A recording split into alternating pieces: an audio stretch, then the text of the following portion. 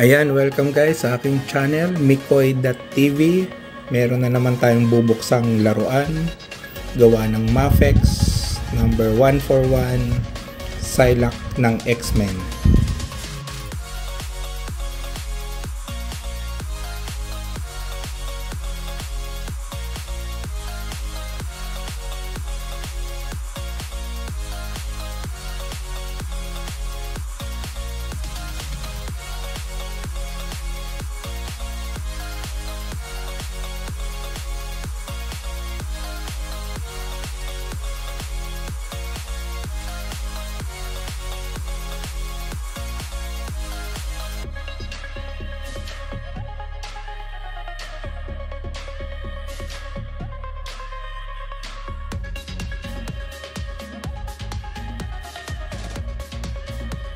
So ayan, tingnan natin kung ano ang laman.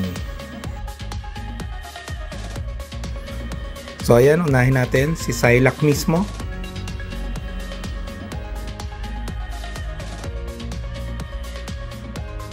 Meron siyang nakabukas na kamay.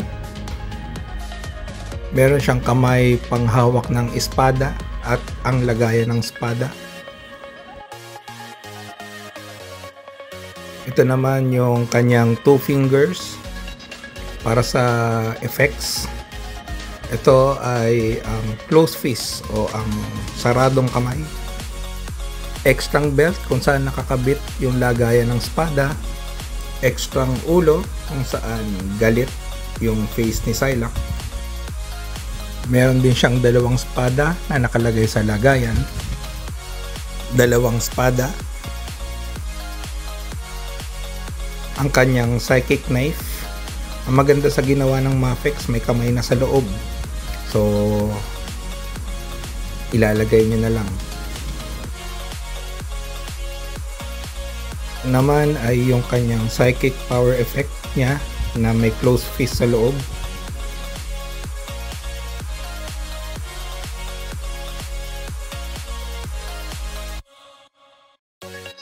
Ito, dalawang psychic power effect din na nilalagay dun sa 2 fingers niyang kamay.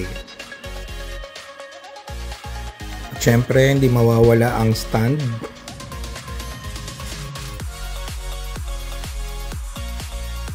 Ito yung sa binte.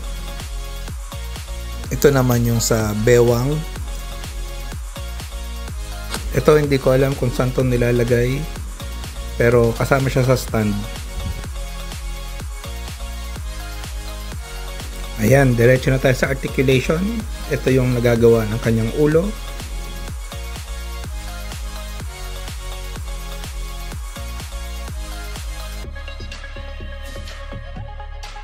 Sa kanyang balikat. Yan, naiikot. At sa kanyang siko. Yan, at sa kamay.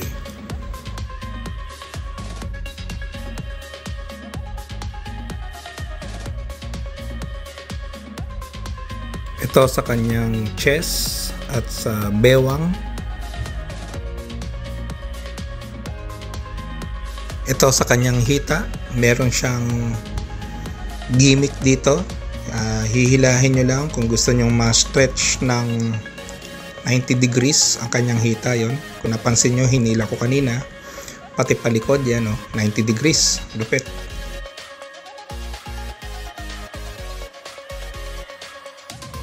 Sa kanyang tuhod, ayan, halos nasasagad din. Kanyang paa, meron siya sa toes.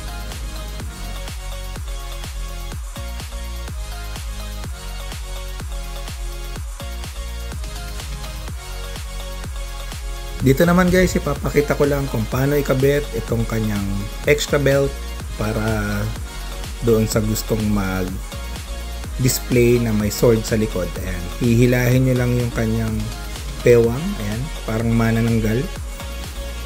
Ayan. Hilahin yung belt. Ilagay yung bagong belt. Then, yun lang. Ibabalik nyo lang dun sa kanyang bewang.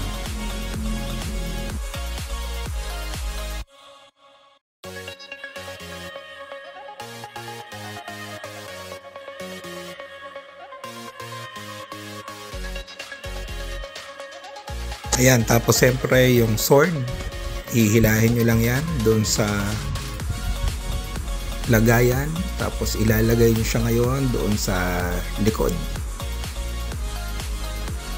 Yun nga pala guys, yung sa sword, no, meron siyang parang pael na guide. Yan, hindi siya basta-basta na i-shoot. So dapat tama lang yung guide, ayan, para madali nyo lang siyang ma-shoot.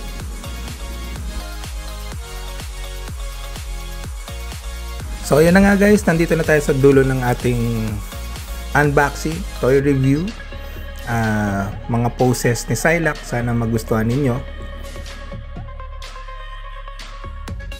So sa aking komento, no, sa Mafex na Psylocke, sa accessories panalo, napakarami. Sa articulation, maganda rin. Yung sa mga gusto nyong klaseng poses ni Psylocke, kaya nyong gawin. Hindi lang siya kasing dami nung sa Revoltech, pero ayan, kung mapapansin nyo, kaya naman niyang gawin yung mga action poses na nai-imagine nyo para kay Psylocke.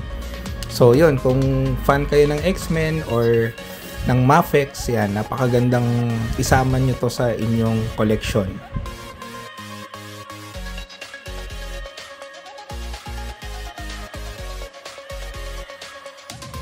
Nga pala, sa mga bago lang sa channel ko, please guys, subscribe, hit like, and hit the notification bell para sa mga susunod kong mga uploads ng mga toys. Hanggang sa muli guys!